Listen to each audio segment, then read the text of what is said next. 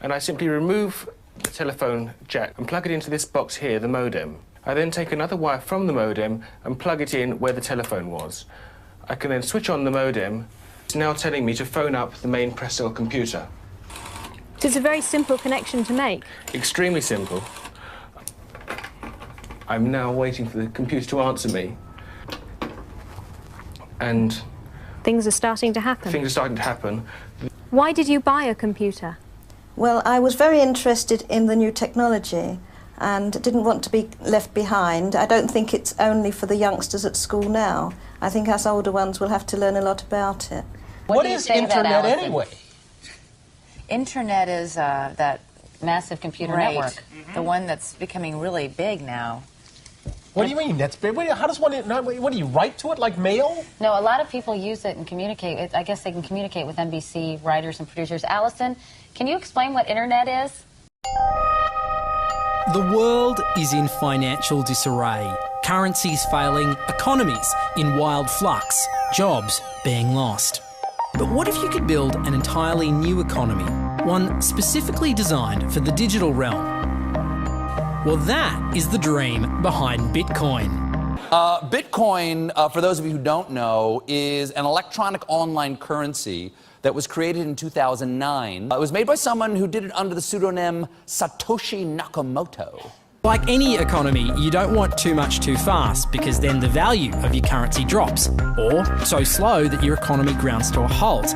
It's designed to be a self-stabilising economy. Whether it actually is that way though, well, that is a little bit more complicated. Because some people have said, hey, Bitcoin is the answer to those problems. Are you a believer? Well, Bitcoin is exciting because it shows how cheap it can be.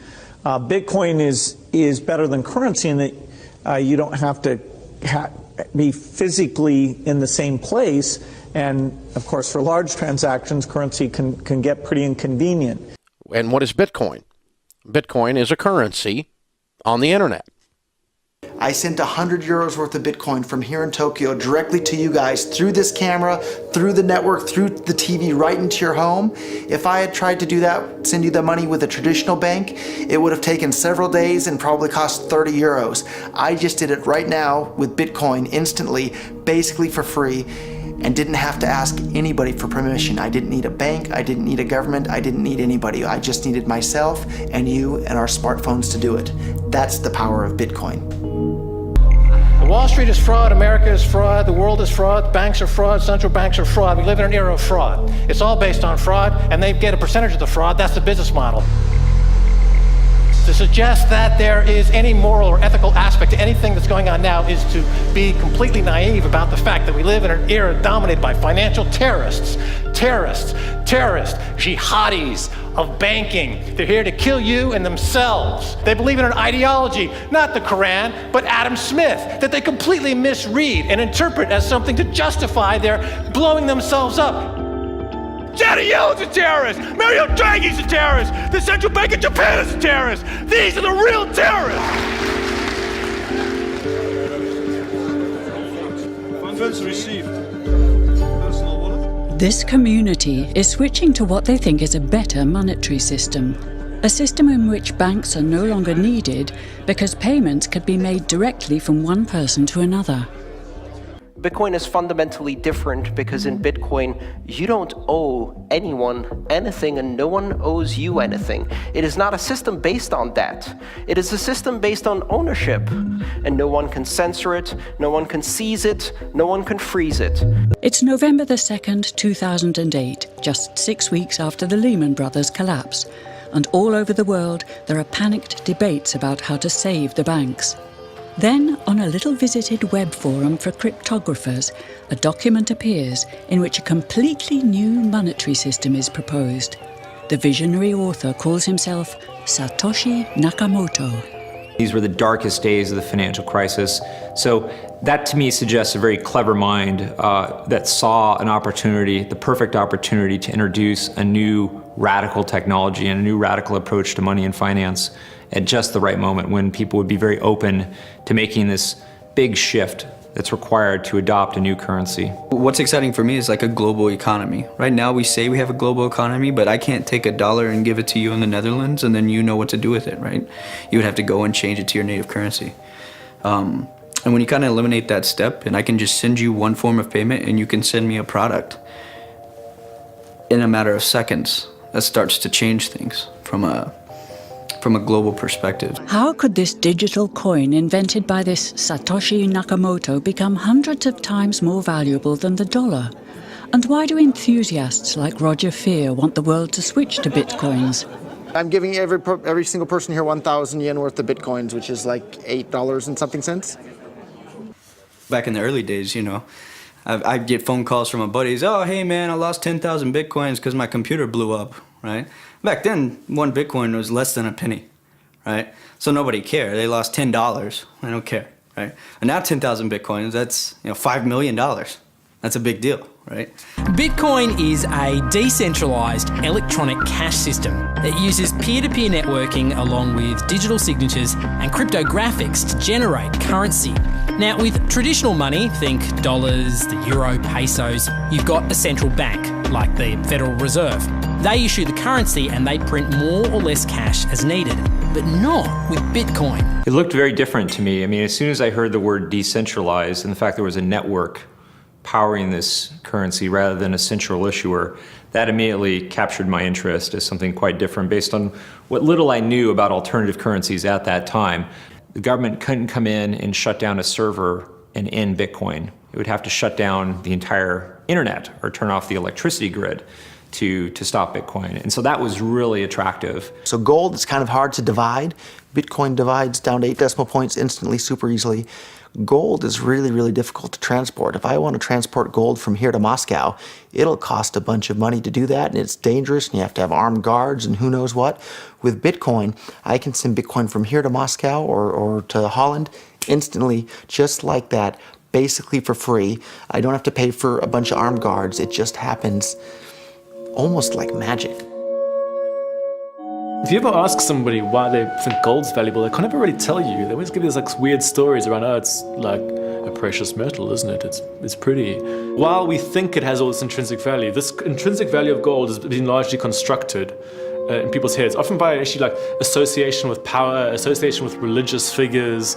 Bitcoin has potential for similar types of construction. Inventor Satoshi Nakamoto has completely relinquished his control of Bitcoin. But he does own 1/20th of all Bitcoins himself. So if one day Bitcoin does become widely accepted as a currency, he will be one of the richest people on Earth. Satoshi invented one of the most important inventions in the entire history of humankind that's going to improve the lives of everybody on the planet for the better. If he had half of all the Bitcoins, he would still deserve it. A lot of people have asked me who Satoshi is since I got in so early. I think I've got a pretty good idea, but I like to keep that one close to my chest. So. Why? I mean, tell me. Because I'm not 100% certain. And the reality is it doesn't really matter, right? It doesn't matter who Satoshi is. Why did he disappear, you think? He undermined the ability of every single government on the entire planet to control the money supply. And that's how every single government in the world is controlling their citizens and their economies today. And he just basically, knocked their feet right out from under them with the invention of Bitcoin. And I'm sure that's going to make a lot of people who want to control other people by force really, really upset. So yeah, I think it's really, really smart for him to have disappeared. And for me, it probably would have been smarter for me to keep quiet too, but Bitcoin's too exciting for me to stay quiet about. I think a lot of people are underestimating the way in which Bitcoin and the blockchain are going to change the power structures in society in general. I mean, I grew up in the US and I see all these people like, yeah, nuke everybody in the Middle East and kill them all. And then they have the former Secretary of State Madeleine Albright on 60 Minutes, one of the most popular news shows in the US. And they asked her, they said, like, there's reports that more than 500,000 Iraqi children have died as a direct result of US sanctions. And she looks back at her with a straight face and she goes, it was a really tough decision, but I think that it was worth it. Worth murdering 500,000 kids because because of what the government did, and I apologize for crying, but it just disgusts me from my core when I see government people murdering people around the world. It's not just theoretical, these are real people with real lives. And it's real people, and Bitcoin has the power to undermine everything they're doing to people around the world. And I'm sorry for shouting, but it just disgusts me what these people in government do. And they do it through central banking and through the control of the money supply, and Bitcoin takes that away from them.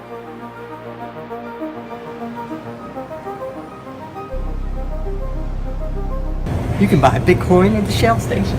Check it out. $0 to $2,000. Put your phone number in here. Put the code in. Scan it. Got my reader. Oh, I gotta put the cash in. Good. Got $2. Hit finish. Oh, $2 in Bitcoin. Just like that. From this machine. I just turned cash into digital currency. So thinking that it's too late to get involved in Bitcoin is like thinking it's too late to get involved with the internet or too late to get involved with using a cell phone. Like, it's not too late to get involved in Bitcoin. If Bitcoin becomes really popular all over the world, Bitcoins are going to have to be worth at least tens of thousands of dollars a Bitcoin, if not hundreds of thousands of dollars per Bitcoin. So thinking it's too late to get involved with Bitcoin is like thinking it's too late to get involved with using the internet. Of course not. Like, it's ubiquitous in our lives, and Bitcoin's going to become ubiquitous in our lives as well.